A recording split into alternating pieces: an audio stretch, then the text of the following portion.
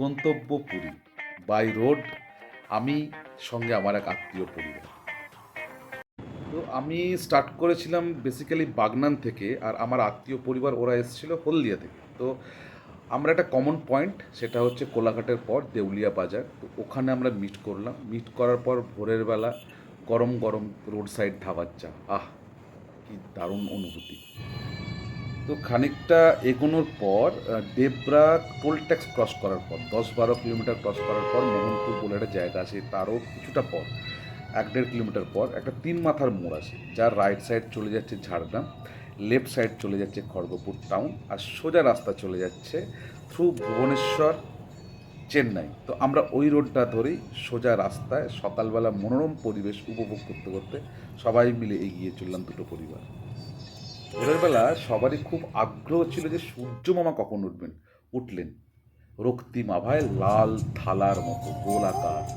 তো সকালবেলা আমরা সূর্য মামাকে স্মরণ করে প্রণাম করে রাস্তা বরাবর এগিয়ে চললাম।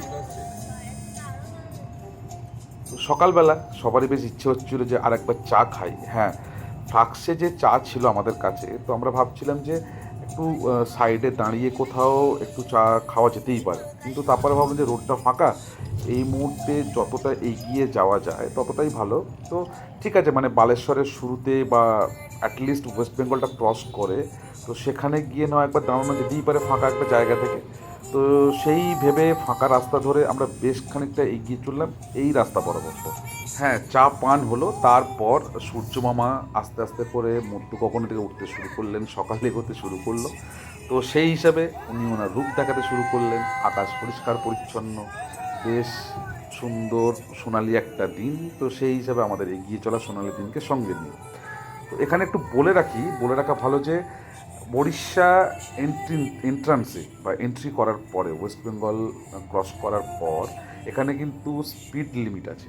তো এখানে স্পিড লিমিট 80 কিলোমিটার/আওয়ার, সেটা কিন্তু মেনটেন করতেই হয়। তো তার মানে এরকম কোনো ব্যাপার নেই যে সেটাকে বাইপাস করতে পারি, সেটা সঠিকভাবে জানলে করতে পারি, সব জিনিসই সঠিকভাবে জানলে করতেই পারি। তো সেই হিসাবে আমরা 80-র মধ্যেই ছিলাম। তো এবার হ্যাঁ, কিছুটা বেলা এগোলো। এবারে ব্রেকফাস্ট করার জন্যে আমরা আশেপাশের কিছু রোড সাইড ধাবা দেখছিলাম, তবে আমাদের কাছেও কিছু জিনিস ছিল, খালি ফাঁকা জায়গার দরকার ছিল। ফাঁকা জায়গা একটা খুঁজে পেলাম বটে, খুব সুন্দর জায়গা, একটা মাঠের মতো। তো এইখানে এইখানে আর্লি মর্নিং যে খাবারের সামগ্রীগুলো বানানো সম্ভব হয়েছিল, সেগুলোই নিয়ে নিজেদের মধ্যে একটা পরিষ্কার পরিচ্ছন্ন জায়গায় বসে ভাগাভাগি করে খাওয়া দাওয়া শেষ। এরপর আবার যাত্রা শুরু। বালেশ্বর ক্রস করার পর ভুবনেশ্বর ঠিক ঢোকার আগে আগে রাস্তার সাইডে যে পাহাড় বা টিলাগুলো দেখা যায়, সত্যিই অপূর্ব, মনোরম, মনটা ভরে যাবে। রাস্তার ঝাঁ চকচকে পরিষ্কার, সবসময় মনেই হবে যে না একটু ওভার স্পিডে চালাই, বা একটু হ্যাঁ একটু আরেকটু জোরে যাই যাতে তাড়াতাড়ি পৌঁছাতে পারি আমাদের গন্তব্যে। কিন্তু ওই যে আগেই বলেছিলাম যে ওড়িশা এন্ট্রি করার পর থেকেই এই রাস্তায় পার্টিকুলারলি 80 কিলোমিটার/আওয়ারে স্পিড লিমিট রেস্ট্রিক্ট করা আছে।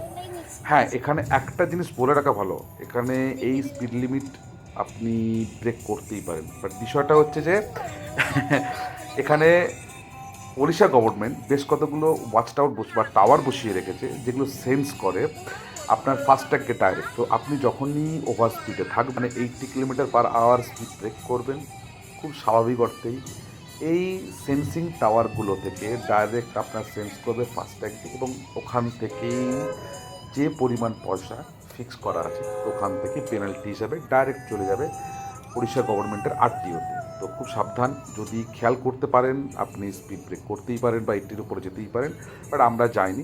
যদি আপনার কাছে ক্রুজ কন্ট্রোল মোড থাকে গাড়িতে, সেক্ষেত্রে ওটাই আমরা ইউজ করেছিলাম। তো এই যে সামনে একটা টাওয়ার দেখুন ওপরের দিকে, হ্যাঁ এই টাওয়ারটি এক্স্যাক্টলি। তো পুরী যাওয়ার পথে টোটাল 34টা টাওয়ার আছে।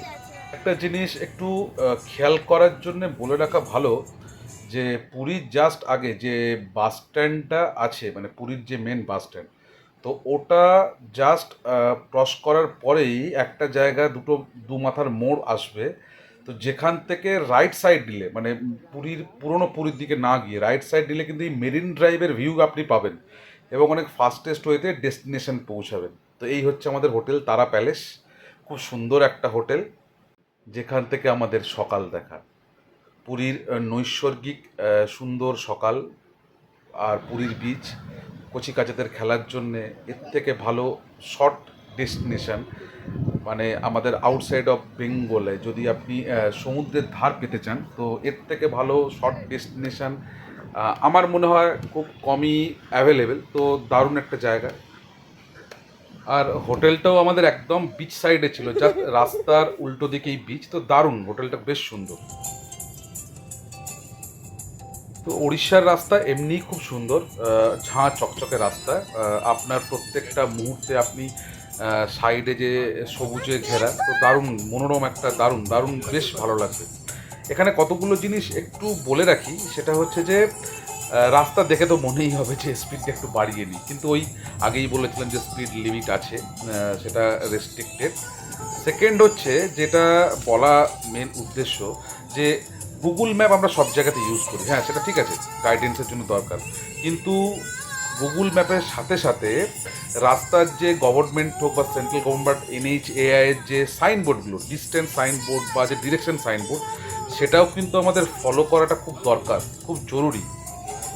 শুধুমাত্র গুগল ম্যাপের ওপরে ভরসা না করাটাই ভালো। একটা প্রাইমারিলি একটা গাইডেন্স দিলাম, তার সঙ্গে এই সাইনবোর্ডগুলো দিয়ে আরও যদি জিনিসটাকে এক্সিকিউট করা যায়, সেটা আরও ভালোভাবে আমরা ডেস্টিনেশনগুলো পৌঁছাতে পারি।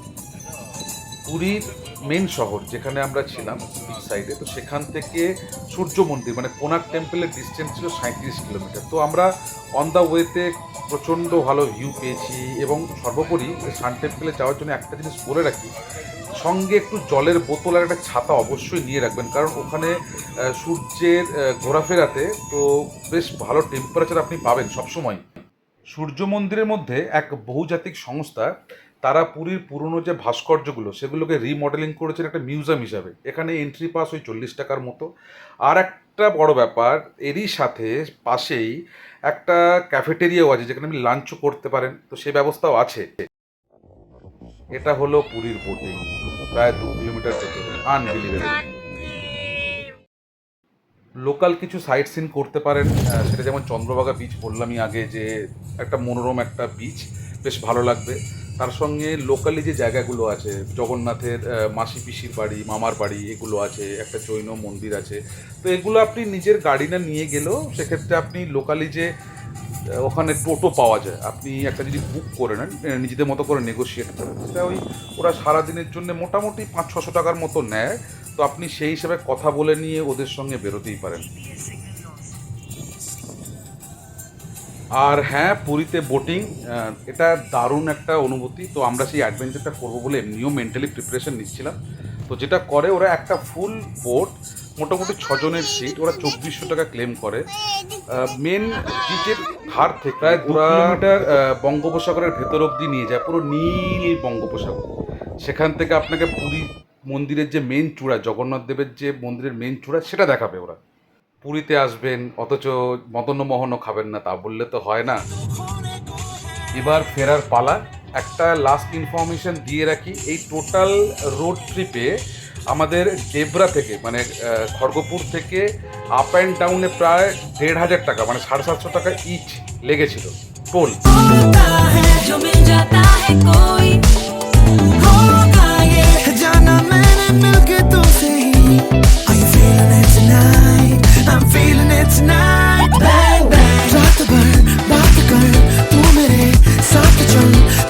चला है जादू।